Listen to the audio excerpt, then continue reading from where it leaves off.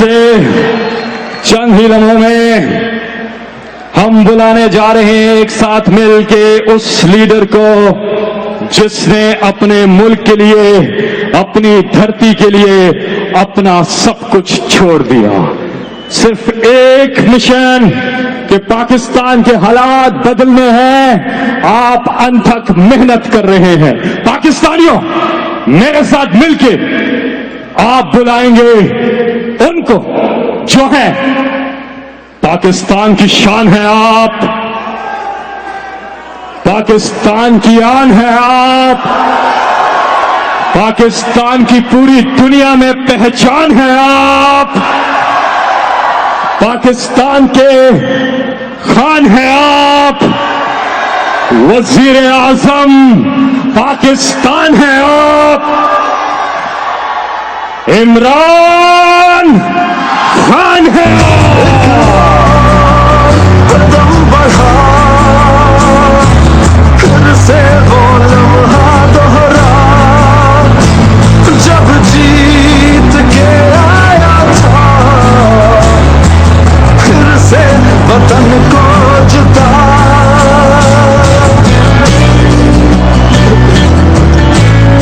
بسم اللہ الرحمن الرحیم.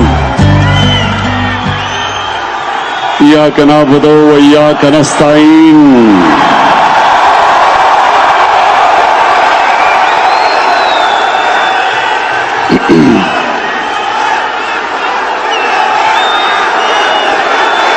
بہت بہت شکریہ.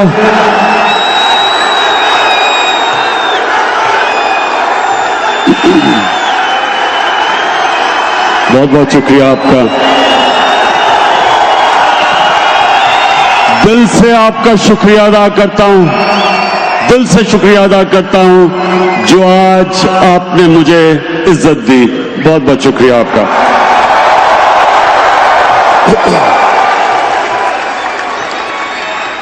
اچھا، واشنگٹن میں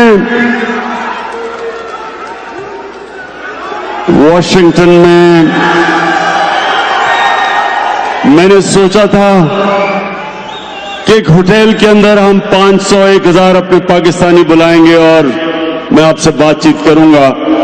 میں سوچ بھی نہیں سکتا تھا کہ اتنے بڑے اسٹیڈیم میں آپ سے بات چیت ہوگی.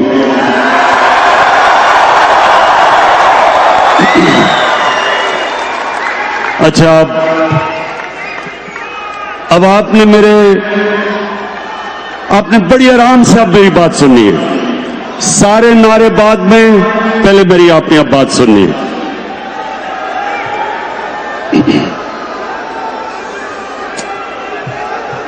میرے پاکستانی امریکن، ابھی نہیں بن گیا ہوں.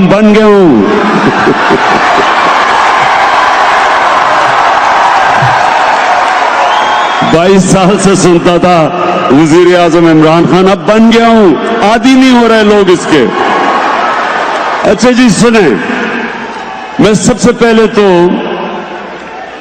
جدھر سے بھی آپ آئے ہیں،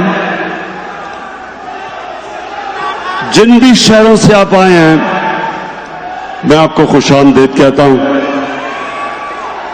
اور میں چاہتا ہوں آرام سے میری بات سنیں. آرام سے، میں کہیں نہیں جا رہا، آرام سے آپ سے بات کرنا چاہتا ہوں. دیکھیں میرے پاکستانیوں،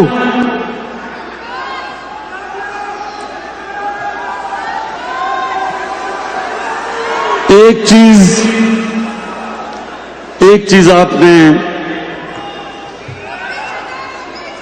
آپ نے یاد رکھنی ہے کہ یہ جو اللہ نے ہمیں ملک دیا، سنیں آرام سے، پاکستان جو اللہ نے ہمیں ملک دیا، یہ کسی کو بھی اندازہ نہیں ہے کہ یہ اللہ کی کتنی بڑی نعمت ہے. یہ ہمارا ملک، یہ اللہ نے ایک خاص نعمت کے طور پہ ہمیں دیا. اور میرے پاکستانیوں، یہ وہ ملک ہے جو انشاءاللہ یہ ہر سال آپ اس کو تبدیل ہوتے دیکھیں گے. یہ ہر سال ملک اوپر جاتا رہے گا.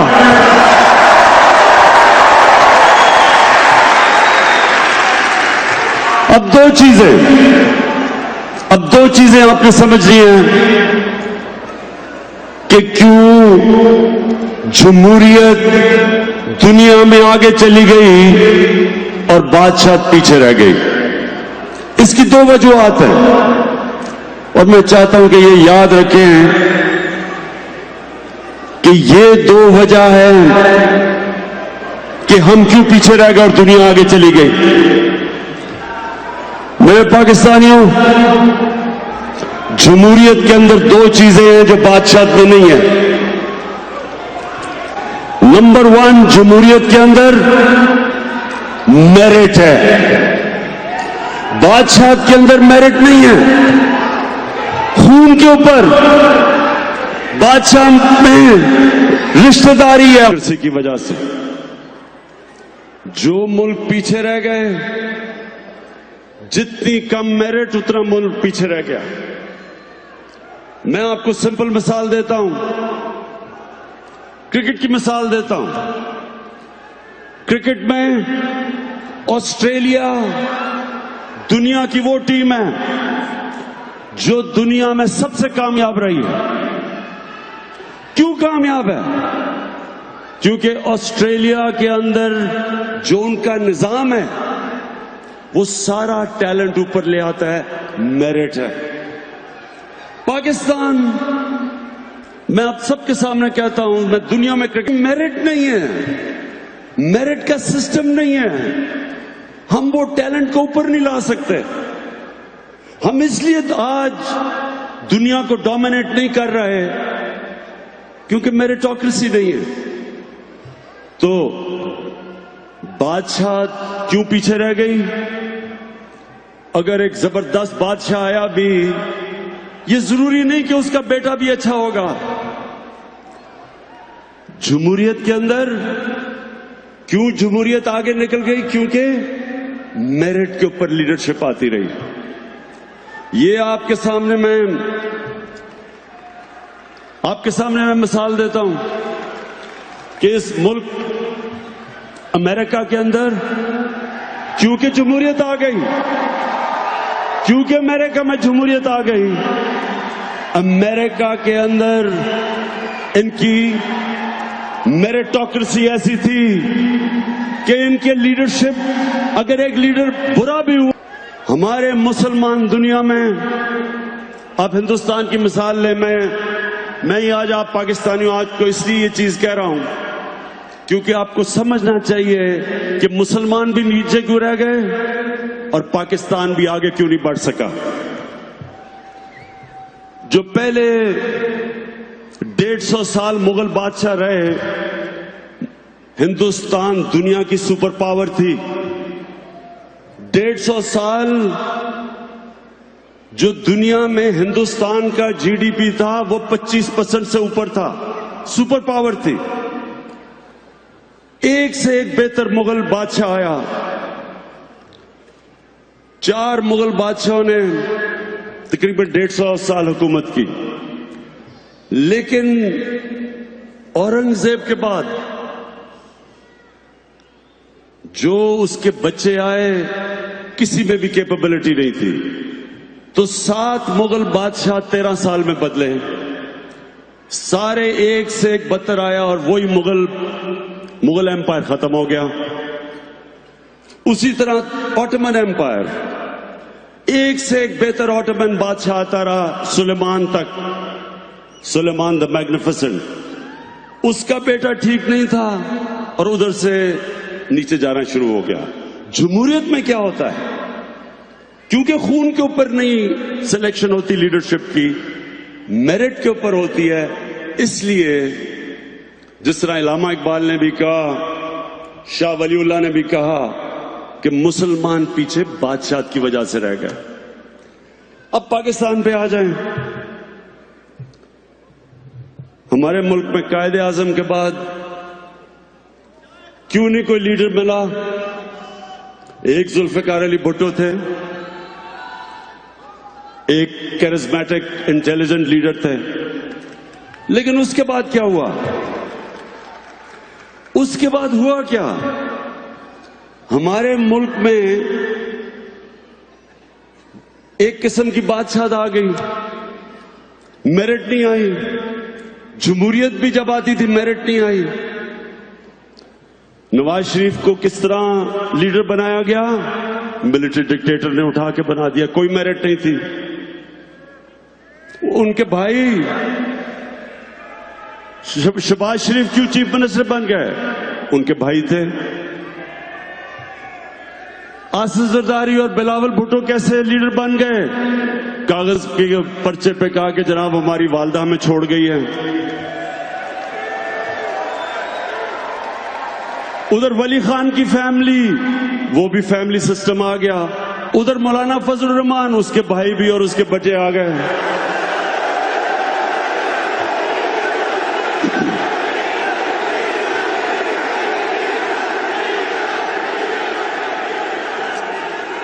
کہنے کا مقصد یہ ہے کہ جب جمہوریت بھی آئی میرٹ تو نہیں آئی۔ سو یہ پلیز یاد رکھیں کہ نمبر 1 چیز کہ جس معاشرے میں میرٹ نہیں ہوتی وہ آگے نہیں بڑھتا۔ آج چائنا آپ چلے جائیں، چائنا کی جو کمیونسٹ پارٹی ہے اس کو سٹڈی کریں، بہترین میرٹ کا سسٹم ہے۔ چائناز کی کمیونسٹ پارٹی جس طرح ہم نے پورا انہوں نے مجھے پریزنٹیشن دی، زبردست سسٹم ہے۔ وہ سارے ملک سے باقاعدہ دیکھتے ہیں کہ کوئی ہر فیلڈ میں میرٹ اوپر کیسے آ رہا ہے۔ اور دوسری چیز تو نمبر 1 جمہوریت کی خاصیت میرٹ، اور نمبر 2 جمہوریت کے اندر جو ملک کا سربراہ ہوتا ہے وہ جواب دہ ہے۔ حضرت عمر مدینہ کی ریاست کے اندر، حضرت عمر جیسے ایک عظیم لیڈر کو عام آدمی کھڑا ہو کے پوچھتا ہے کہ کدھر سے آپ نے یہ پیسہ آیا جو آپ نے کپڑے پہنے ہوئے ہیں؟ لیڈر جواب دیتا۔ حضرت عمر نے یہ نہیں کہا کہ تمہاری مجال ہے میرے سے پوچھو، یا جو آج کل پاکستان میں یہ نہیں کہا کہ پتہ نہیں میں کون ہوں۔ حضرت عمر نے جواب دیا، لیڈر جواب دے تھا۔ برطانیہ کے اندر جب جمہوریت کی شروعات ہوئی میگنا کارٹا میں 800 سال پہلے، تو کیا کوشش تھی کہ لیڈر کو جو بادشاہ تھا اس کو قانون کے نیچے لے کے آئیں، اور وہ سٹرگل اینڈ میں چلتی انہوں نے، ان کا بادشاہ بھی تھا تو وہ بھی جواب۔ جمہوریت تب کامیاب ہوتی ہے جب لیڈرشپ جواب دہ ہوتی ہے۔ اب دوسرا ہمارا دیکھ لے پاکستان کا پرابلم، جب ان سے جواب لیتے ہیں کہتے ہیں انتقامی کارروائی ہو گئی۔ جب کیوں نکالا؟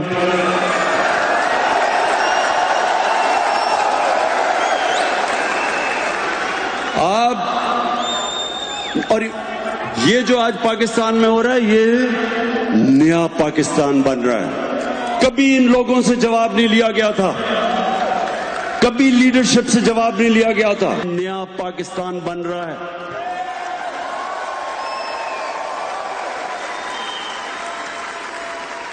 جس کو جب سوال پوچھتے ہیں طاقتور سے، جس بھی طاقتور سے سوال پوچھتے ہیں، وہ یہ اپنا جواب نہیں دیتا، اپنی صفائی نہیں پیش کرتا، وہ کہتا ہے انتقامی کارروائی ہے، کر دیتے ہیں۔ جس سے پوچھو، شاہد خاقان عباسی سے پوچھو، آصف زرداری سے پوچھو، نواز سے پوچھو، شہباز، سارے مجھے کہتے ہیں کہ جی عمران خان کروا رہے ہیں۔ کیا کروایا عمران خان نے؟ سارے کیسز ان کے اوپر پرانے ہیں، ہم نے کوئی کیس نہیں کیا، یہ ان کے زمانے کے کیسز ہیں۔ ہم نے صرف نیب کو آزاد کیا ہے، ہم نے ایف آئی اے کو آزاد کیا ہے۔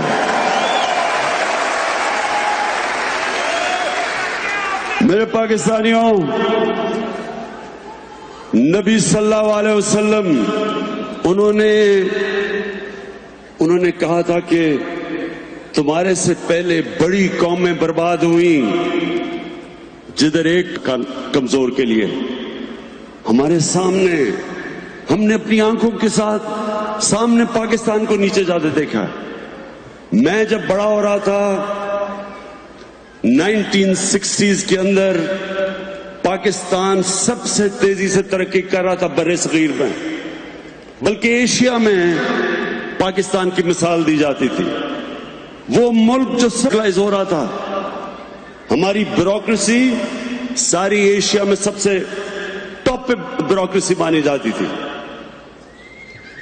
ہمارے ہاسپٹل، میں گورنمنٹ ہاسپٹل میں پیدا ہوا تھا.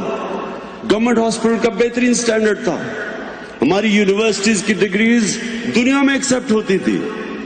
مڈل ایسٹ سے لوگ ہمارے پاکستان میں پڑھنے آتے تھے. میں پڑھا ہوں وہاں ملیشیا کے شہزادے آ کے پڑھتے تھے، باہر سے لوگ آ کے پڑھا کرتے تھے پاکستان میں.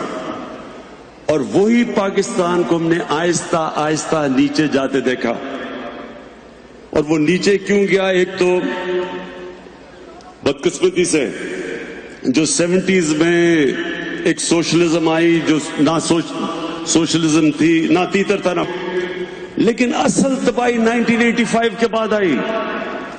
1985 کے بعد نان پارٹی الیکشنز میں پہلی دفعہ پیسہ چلنا شروع ہوا. پہلی دفعہ سیاست کے اندر رشوت چلنی شروع ہوئی. پہلی دفعہ سیاست کے اندر ڈیولپمنٹ فنڈز کے نام پہ سیاستدانوں کو خریدا گیا، چھانگا مالام کیا گیا، اور ہم نے اپنی سامنے پاکستان کو نیچے جاتے دیکھا. تو آج ہم جب اس ملک کو اٹھا رہے ہیں، یہ دو چیزیں ہم نے لے کے آنی ہیں. ایک کہ جو بھی پبلک آفس ہولڈر ہے، جو ملک کا سربراہ ہے، وہ قوم کو جواب دے. آج کل یہ سارے سب اکٹھے ہو گئے ہیں. کوئی دینی جماعت ہے، فضل الرحمان اسلام کو لے کے آ رہا ہے، وہ بھی ایک ساتھ ہے. دوسری طرف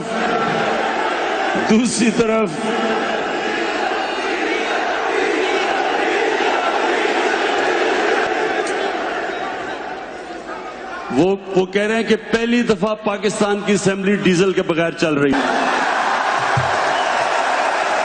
تو فضل الرحمان، دوسری طرف سیکولر بلاول بھٹو، وہ بھی ساتھ مل گیا. پھر نون لیگ جس کا پتہ ہی نہیں کہ وہ کیا ہے، وہ بھی ساتھ ہے. سب اکٹھے ہیں. ان کا سب ایک مقصد ہے، صرف ایک مقصد ہے. ان کا صرف ایک مقصد ہے. کیا ہے؟ بتائیں کیا ہے کہ مقصد؟ 3 لفظ سننا چاہتے ہیں میرے سے، NRO، یعنی کہ جو اب تک اقتدار میں بیٹھ کے مکمکا ہے، سب ایک چیز چاہتے ہیں. تو نمبر 1 یہ میں آج آپ سب کے سامنے کہنا چاہتا ہوں، دنیا ادھر ادھر ہو جائے،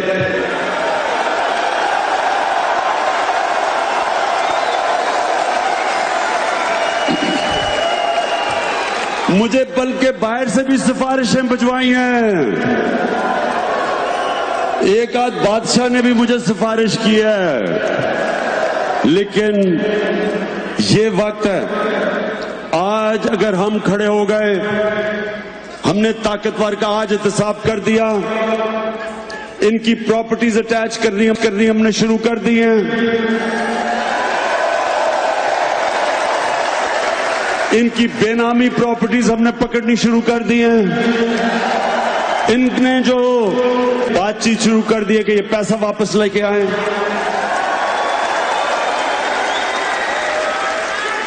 اور یہ یاد رکھنا کہ یہ ہے وہ وقت جب پاکستان بدلے گا.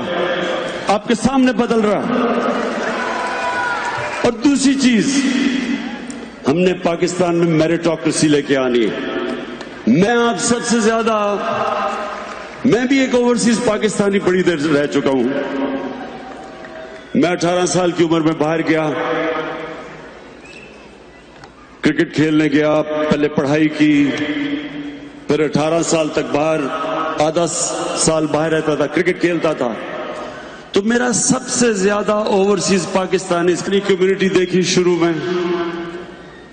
میں نے انگلینڈ میں خاص طور پہ اپنی پاکستانی کمیونٹی کو آتے دیکھا. First generation, second generation, third generation اپنے سامنے دیکھا. میں نے جو ایک نتیجے پہ آیا وہ یہ کہ ہمارے لوگ جب ان کو ایک ایسا نظام ملتا ہے جدھر محنت کا پھل ملتا ہے, جدھر وہ محنت کرتا ہے اس کو پھل ملے, ہر جگہ میں نے پاکستانیوں کو اوپر آتے دیکھا, ایکسل کرتے دیکھا.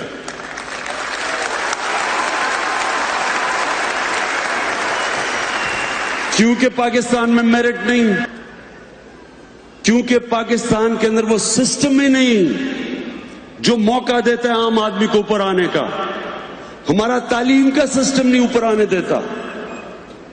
کس ملک میں ہے انگلش میڈیم تھوڑے سے طبقے کے لیے, اردو میڈیم باقیوں کے لیے, پھر دینی مدرسے؟ کس ملک میں 3 سسٹم چلتے ہیں؟ ہمارا تعلیم نچلے کمزور طبقے کو اوپر نہیں آنے دیتا. ایجوکیشن اپارٹھائڈ ہے, اور یہاں ادھر موقع ملتے ہیں لوگوں کو. میں نے اپنی آنکھوں کے سامنے مزدور دیکھے آتے ہوئے انگلینڈ, ان کے بچے مفت گورنمنٹ سکولوں میں پڑھے, اور وہ دیکھتے دیکھتے کدھر سے کدھر پہنچ گئے. تو کیوں نہیں کر سکتے؟ اور انشاءاللہ یہ ہے پہلی دفعہ پاکستان میں, اب یہ پہلی دفعہ ہو رہا ہے پاکستان میں کہ ہم گورنمنٹ سکولوں کے اندر سسٹم ٹھیک کر رہے ہیں, ایک سلیبس لانے کی کوشش کر رہے ہیں سارے سکولوں کے اندر کہ ایک مین سلیبس ہو سب کے لیے.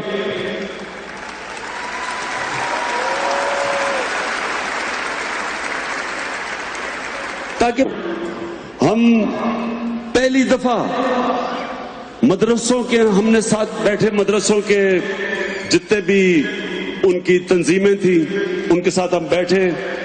ابھی ہم نے ان سے معاہدہ کیا ہے کہ مدرسے کے بچوں کو بھی موقع ملے اوپر آنے کا, ان کے لیے بھی دین کے علاوہ سائنس کے سبجیکٹ پڑھائے جائیں, میتھس پڑھائے جائیں, موقع دیا جائے, وہ بھی اوپر آ سکے. کون تو اپنے ملک میں اب تک, اب سوچے 8 لاکھ بچے ہیں جو انگلش میڈیم سکولوں میں جاتے ہیں. 8 لاکھ, 3.25 کروڑ بچے جاتے ہیں اردو میڈیم میں, 25 لاکھ بچے جاتے دینی مدرسوں میں. تینوں پیرالل سسٹم ہیں.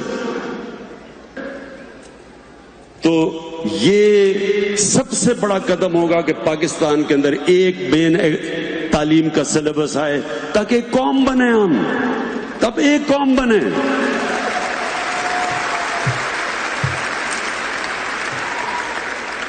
اور میرٹ کا سسٹم تب آئے گا پاکستان میں جب یہ جو جاگیردارانہ نظام ہے یہ ختم ہو. اور یہ پہلی پارٹی ہے آپ کی, تحریک انصاف پہلی پارٹی ہے. کوئی عمران خان کا رشتہ دار کسی عہدے پہ نہیں ہے, کوئی میرا دوست کسی عہدے پہ نہیں ہے. یہ پہلی پارٹی ہے جو میرٹ کے اوپر لوگ آ رہے ہیں. اور انشاءاللہ اس پارٹی سے ہم آپ کو مراد سعید ایک عام سٹوڈنٹ سے اٹھ کے ایک لیڈر بن گیا ہے, فیڈرل منسٹر ہے آج, کسی کا رشتہ دار نہیں ہے. اور حماد اظہر ابھی ایک ہمارا نیا لیڈر ابھرا ہے جس کو پھر ہم نے فیڈرل منسٹر بنایا ہے. کہنے کی میں یہ کوشش کر رہا ہوں کہ یہ ملک, ہمارا ملک آپ کے سامنے اٹھے گا. آپ کے سامنے آپ دیکھیں گے کہ صرف ہم نظام ٹھیک کر کے موقع دیں گے نچلے طبقے کو اوپر آنے کا. میں آپ کو ایک مثال دیتا ہوں نمل یونیورسٹی کی. میں نے نمل یونیورسٹی کیوں بنانے کا فیصلہ کیا؟ کیونکہ میاں والی کے اندر میں جب حلقے میں پھرتا تھا تو بے روزگاری تھی, نوجوان بے روزگار پھر رہا تھا, جرم کی طرف جا رہا تھا. منشیات کی کالج بناؤں گا تاکہ ہنر سیکھے. لیکن وہ جگہ اتنی خوبصورت تھی کہ میں نے یونیورسٹی بنا دی. اب آپ یہ سوچیں کہ وہاں اردو میڈیم کے بچے, ان کو پہلے ہم نے انگریزی پڑھائی, فاؤنڈیشن کورس کروایا. بریڈ فورڈ کے ساتھ وہ یونیورسٹی کی افیلیشن کری. بریڈ فورڈ انگلینڈ کی یونیورسٹی تھی. میں آپ کو اب یہ سمجھانے کا, بڑا ٹیلنٹ ہمارا نیچے ہے پاکستان میں جس کو موقع نہیں ملتا اوپر آنے کے لیے. وہی بچے اردو میڈیم اسکول سے اٹھ کے پہلے انگلش سیکھی, پھر بریڈ فورڈ یونیورسٹی کی ڈگری انہوں نے بیٹھ کے لی, اور بریڈ فورڈ یونیورسٹی میں صرف 12 یا 13% بچوں کو فرسٹ ڈویژن ملتی ہے. نمل میں 55 ڈویژنز لی. تو آپ یہ خود سوچیں کہ کتنا زیادہ ہمارا ٹیلنٹ ضائع ہو رہا ہے پاکستان میں, کیونکہ ہمارا نظام ہی ایلیٹ کا ہے, اوپر ہی نہیں آنے دیتا لوگوں کو. تو سب سے یہ دوسرا بڑا ہمارا چیلنج ہے. لیکن میں آج اپنے اتنے بڑا کراؤڈ جو پاکستانی آئے ہوئے, میں آپ کو ایک اور چیز, جتنا ٹائم گزرتا جا رہا ہے یہ 10 مہینے, میں نے خود مجھے اندازہ نہیں تھا کہ اللہ نے پاکستان کو کیا کیا دیا.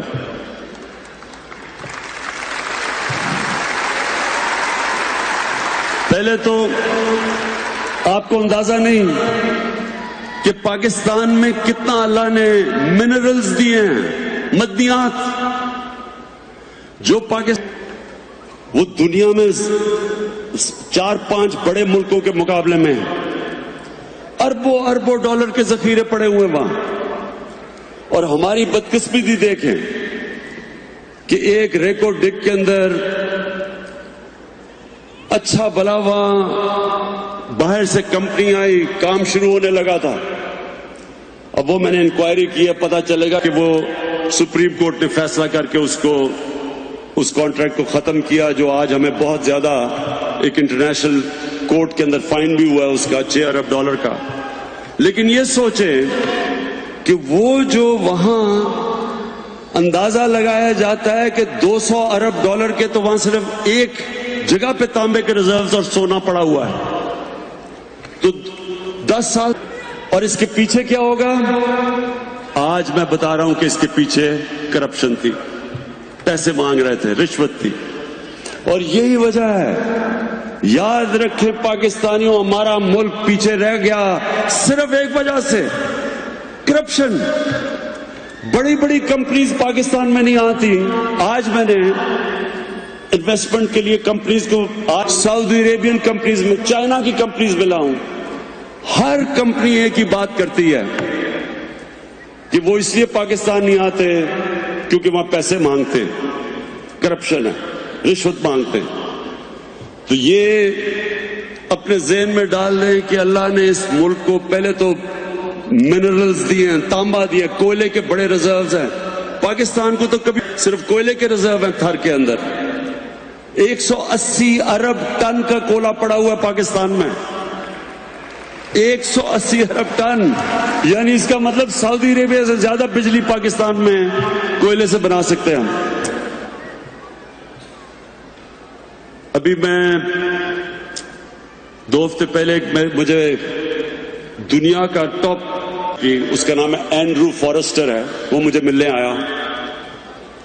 مجھے کہتا کہ ساری دنیا کو پتا ہے کہ پاکستان میں کتنے زیادہ, لیکن کہتا دنیا اس لیے نہیں آتی, کرپشن کی وجہ سے لوگ پیسے مانگتے ہیں.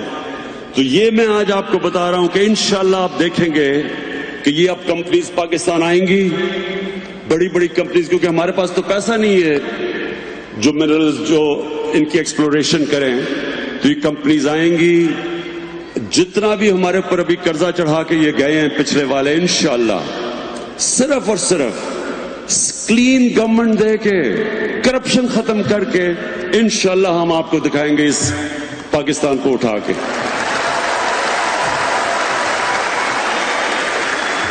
ہم چائنا گئے, اب یہ سنیں ذرا, جو ہمیں اللہ نے زمین دی ہے, یہ جو ہمارے پاس زمین ہے یہ زرخیز ترین زمین ہے. ہم ابھی چائنا گئے, چائنا کی کمپنیز سے ہم نے ایم او یو سائن کیا سی پیک کے اندر. تو انہوں نے ہمیں بتایا کہ پاکستان میں جو گائے کی ایوریج کہ کتنا گائے دودھ دیتی ہے, 6 لیٹر. پاکستان میں 6 لیٹر ہے ایوریج گائے کا. چائنا کے اندر 20 سے 24 لیٹر ہے. اب صرف یہ سوچ لیں کہ اگر ہم 6 سے 12 لیٹر کر دیں تو پاکستان میں دودھ ایکسپورٹ ہم کر سکتے ہیں. میں صرف آپ کو مثالیں دے رہا ہوں کہ اس ملک میں اللہ نے اتنا کچھ دیا ہے, لیکن ہم نے نہ اس کے اوپر انویسٹمنٹ کی, نہ توجہ دی.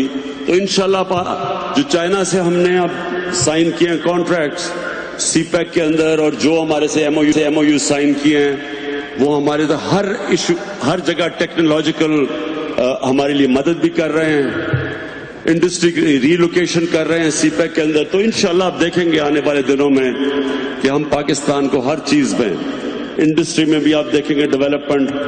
اور وہ جو میرا خواب ہے کہ ایک دن نوکریاں ڈھونڈنے آئے گی,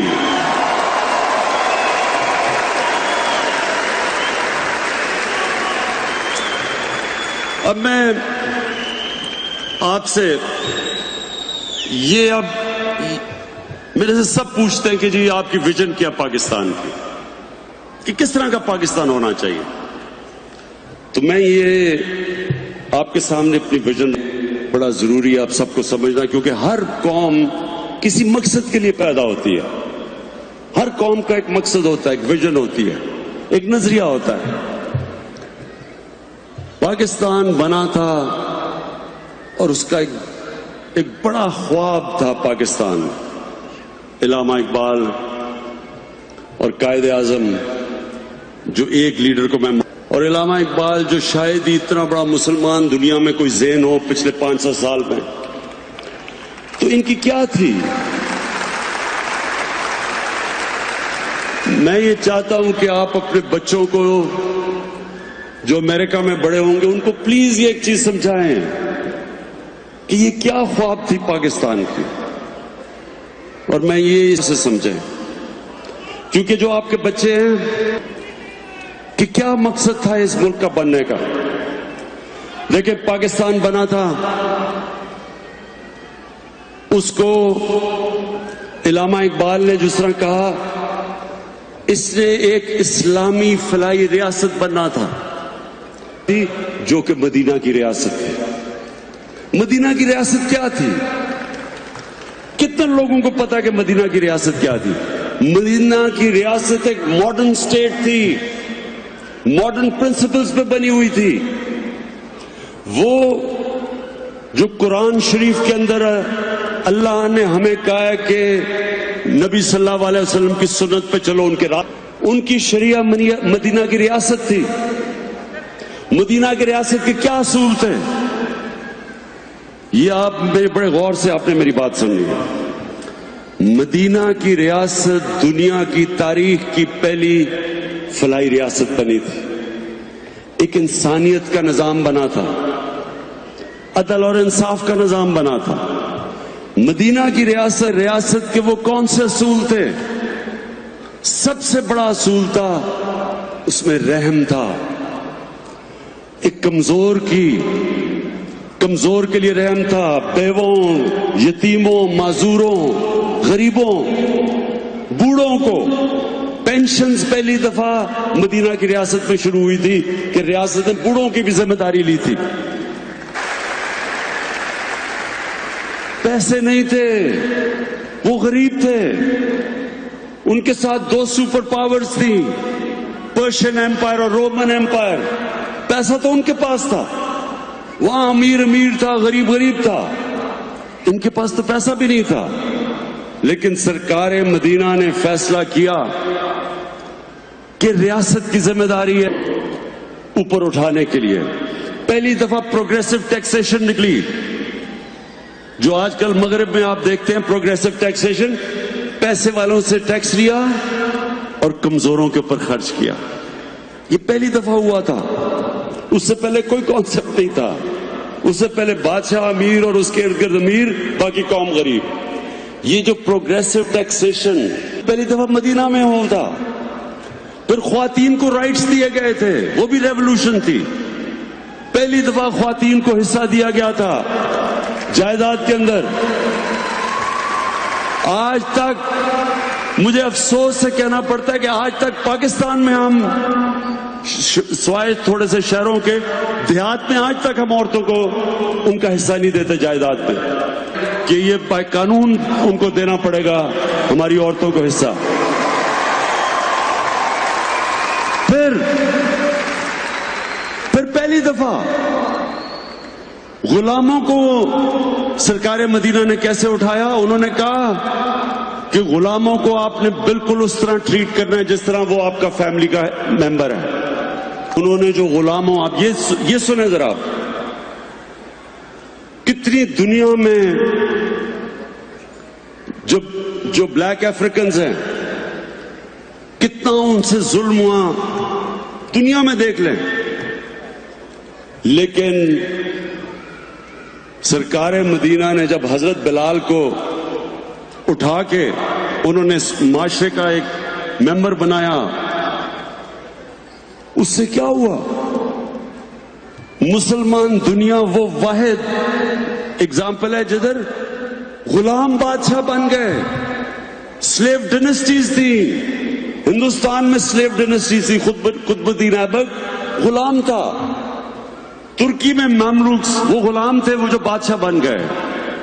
یہ غلاموں کو آزاد کیا, خواتین کو رائٹس دیں, انسانوں کو برابر کیا. جو ان کا آخری خطبہ تھا عرفات کے اوپر, جو نبی صلی اللہ علیہ وسلم کا آخری خطبہ تھا, انہوں نے ہیومن رائٹس کا چارٹر بتایا جو آج یو این کہہ سکتی ہے. وہ آپ یہ سمجھیں کہ آج یونائٹڈ نیشنز کا چارٹر اناؤنس ہو رہا ہے, جو انہوں نے آخری خطبے میں کہا کہ انسان برابر ہیں, چاہے جو مرضی ان کا رنگ ہو.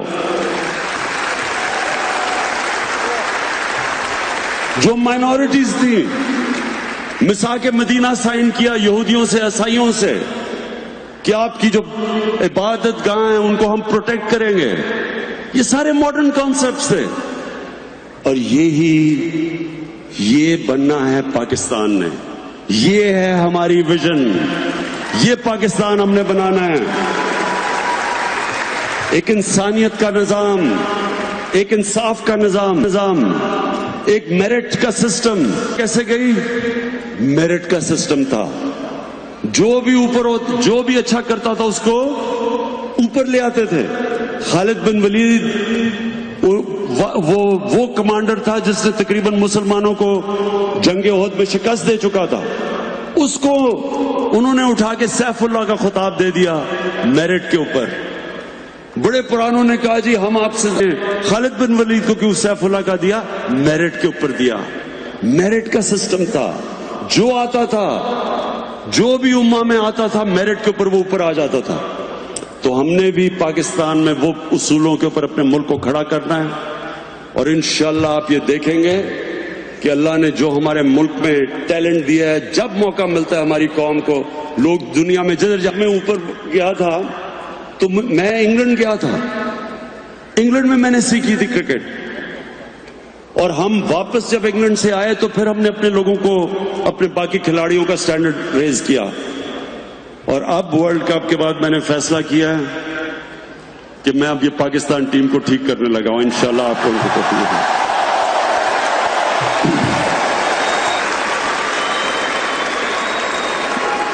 کافی مایوسیاں ہو چکی ہیں. انشاءاللہ جو اگلا ورلڈ کپ میں آپ جو پاکستانی ٹیم دیکھیں گے, ابھی میرے یہ لفظ یاد رکھنا کہ وہ ٹیم بالکل ایک ایسی پروفیشنل ٹیم آپ کو لے کے آئیں گے گراؤنڈ کے اندر, بیسٹ ٹیم لے کے آئیں گے. اور سسٹم ٹھیک کریں گے, نظام کو ٹھیک کریں گے. ٹیلنٹ پاکستان کا اوپر آئے گا, ایک فرسٹ کلاس اسٹرکچر, وہ انشاءاللہ میں آپ کو کر کے دکھاؤں گا. اسی طرح باقی کھیلوں کے اندر. لیکن میری آخر میں, ہاں, پی آئی اے کی فکر نہ کریں, مجھے پی آئی اے کا بھی پتہ ہے, پی آئی اے کو بھی ہم ٹھیک کر رہے ہیں. آپ کو یہ میں بتا دوں, جب ہمیں اقتدار ملا, آپ یقین کریں خسارہ نہیں کر رہا تھا. پی آئی اے, وفدا, ریلوے, جو بھی ادارہ لیں، بجلی یعنی گیس، سب نقصان کر رہے تھے. اور ابھی بھی یہ پوری جنگ چلی ہوئی ہے. یہ انشاءاللہ ہمارا ایک تھوڑا مشکل وقت ہے. یہ ہمارا مشکل وقت ہے. 4 مہینے 6 مہینے سال تک رہے گا، لیکن ان کے اس ملک کو اپنے پیر پہ کھڑا کریں گے. جو تاجر آج پاکستان میں کہہ رہے ہیں کہ ہم رجسٹر نہیں ہوں گے، سب سن لیں میری بات کہ جو قرضہ پاکستان پہ چڑھا ہوا ہے سارے تاجروں کو رجسٹر ہونا پڑے گا. ٹیکس دیں، کوئی مشکل نہیں ہے پاکستان کو قرضوں کی دلدل سے نکالنا،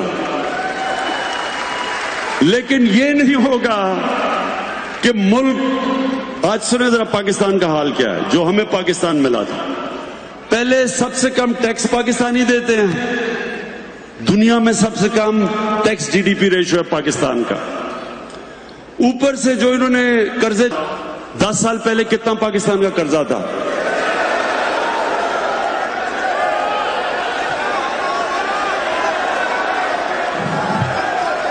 6,000 ارب روپیہ 10 سال پہلے پاکستان کا قرضہ تھا. اور 10 سال کے بعد ان دونوں نے کدھر تک پہنچایا؟ پھر سے سنیں 60 سالوں کے اندر پاکستان کا قرضہ 6,000 ارب تھا. 60 سالوں میں 10 سالوں میں ان دونوں نے 6 سے 30 ارب پہ قرضہ لے کے گئے. کیا کیا اس قرضے کا؟ مجھے بتائیں تو صحیح. پیسہ کیا، کدھر گیا پیسہ یہ؟ اور یہ پیسہ ہم نے ان سے نکالنا ہے.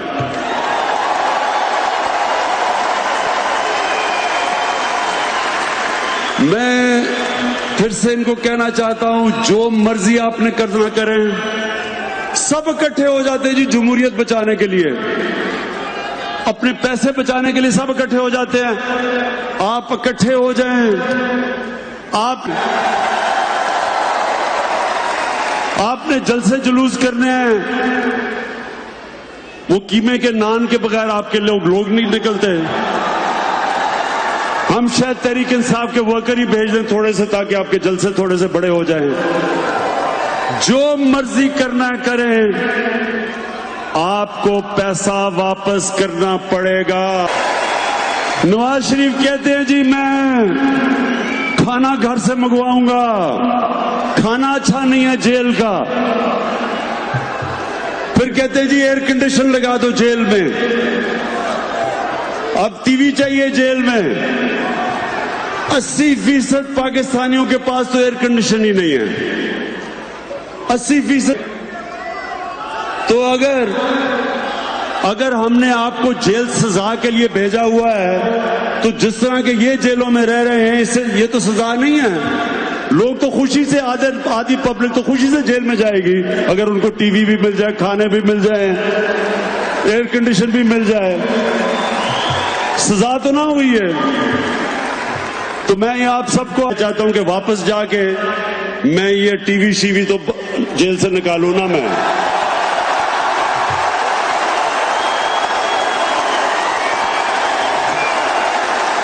ایئر کنڈیشن بھی نکالیں جیل سے.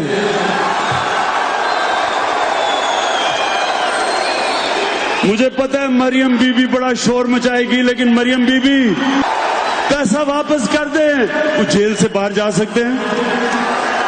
پیسہ واپس کر دیں. ایک طرف ہماری قوم، ہمارے لوگوں کے پاس نہ اچھا ہسپتال ہے، نہ اسکول ہے، نہ صاف پینے کا پانی ہے کئی جگہ، کیونکہ پیسہ نہیں ہے ہمارے پاس. اور دوسری طرف آپ جیل میں فیسلٹیز، اس لیے میں دیکھ رہا ہوں وہ جیل میں جاتا ہے، ہسپتال چلا جاتا ہے، سارا ٹائم ہسپتال میں گزار لیتا ہے. آج سے زرداری آپ کو بھی جیل میں رکھیں گے، نہ ٹی وی ہوگا، نہ ایئر کنڈیشن ہوگا.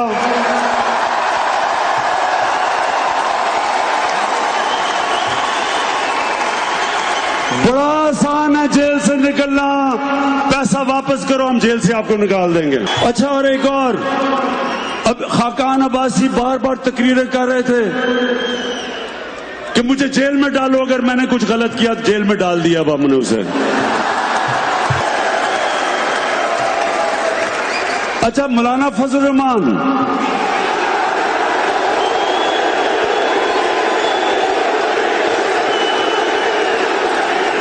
مولانا فضل الرحمان کہتا ہے اپوزیشن کو کہ کیا تب ہم سب اکٹھے ہوں گے جب ہم سب جیل میں ہوں گے؟ ہاں مولانا فضل الرحمان، اب جب سب جیل میں اکٹھے ہوں گے۔ دیکھیں پاکستانیوں، یہ ہے تبدیلی۔ کبھی آج تک کبھی طاقتور کو پاکستان کے قانون نے، اور یہ ہے سب سے بڑی تبدیلی، اور اسی وجہ سے یہ انشاءاللہ ہماری قوم اٹھے گی، اسی وجہ سے انشاءاللہ ہمارا ملک ایک عظیم ملک بنے گا۔ اچھا، اب کیا چاہتے ہیں؟ میں ڈونلڈ ٹرمپ سے کیا کل باتیں کروں؟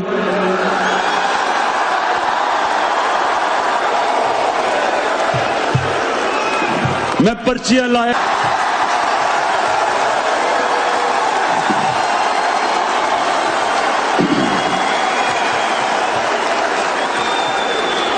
مجھے بڑا فخر ہے، مجھے بڑا فخر ہے اس چیز پہ۔ کوئی ملٹری سولوشن نہیں ہے۔ میں بار بار کہتا رہا کہ جنگ سے مسئلہ نہیں حل ہونے لگا۔ مجھے ہر قسم کی مجھے برا بھلا کہا گیا، دہشت گرد کہا گیا، طالبان خان کہا گیا، پتہ نہیں کیا کیا کہا گیا، لیکن اللہ الحق ہے، سچ کا خدا ہے۔ آج ساری دنیا کہہ رہی ہے کہ افغانستان میں ملٹری سولوشن نہیں، تو انشاءاللہ میں آپ کا کیس رکھوں گا ڈونلڈ ٹرمپ کے سامنے، آپ کو بالکل انشاءاللہ شرمندہ نہیں ہونے دوں گا۔ اور ایک آخری، جب بے ایمان کیا نقصان بلا کر آتے پاکستان فلاحی مملکت، ہوئے لیڈر جب بے ایمان کیا نقصان بلا کر عاقبت، اب لوگ نہیں نادان، اب لوگ نہیں نادان، گئے سب جان کہے عمران خان، اب ہوگی جو نگران یہ نسل جوان، بڑھے گا پاکستان، تو چلی ہے اب تحریک کہ ہوگا ٹھیک پیارا پاکستان۔ اچھا بس اچھا، میں آخری چیز، میں نے جب 23 سال پہلے پالیٹکس میں آیا تھا، میں نے ایک چیز کہی تھی، وہ میں آج اس پہ اپنی تقریر ختم کرتا ہوں۔ پاکستانیوں، 23 سال پہلے میں نے ایک چیز کہی تھی، میں اس پہ اپنی بات ختم کرتا ہوں، اور وہ یہ تھا کہ نہ آج تک میں کبھی کسی کے سامنے جھکا ہوں،